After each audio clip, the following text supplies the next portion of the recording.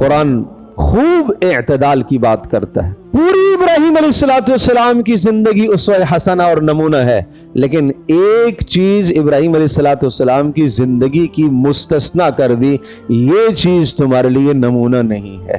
ابراہیم علیہ السلام کی ساری زندگی تمہارے لیے نمونہ ہے، ایک عمل ابراہیم علیہ السلام کا تمہارے لیے نمونہ نہیں ہے، اس کو نہ اختیار کرنا. وہ کیا ہے؟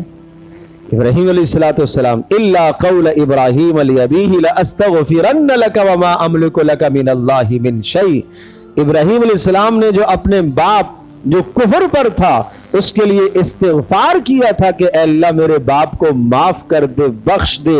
فرمایا اس میں تمہارے لیے ابراہیم علیہ السلام کی زندگی اسوہ حسنہ قابل نمونہ نہیں ہے. اگر باپ کافر ہو تو اس کے لیے استغفار کرنا جائز نہیں ہے.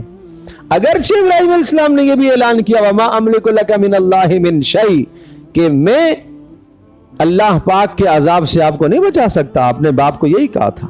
اور دوسری جگہ پر قرآن کریم صفائی بھی پیش کرتا ہے ابراہیم علیہ السلام کی سورہ توبہ کے اندر کہ ابراہیم علیہ السلام اپنے باپ کے لیے استغفار کرتے رہے اور فلما تبین له انه عدو للہ تبرأ من.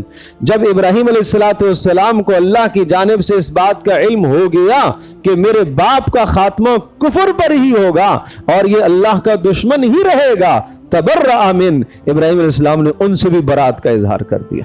تو ابراہیم علیہ السلام کا اسوہ یہاں نمونہ قرار دیا.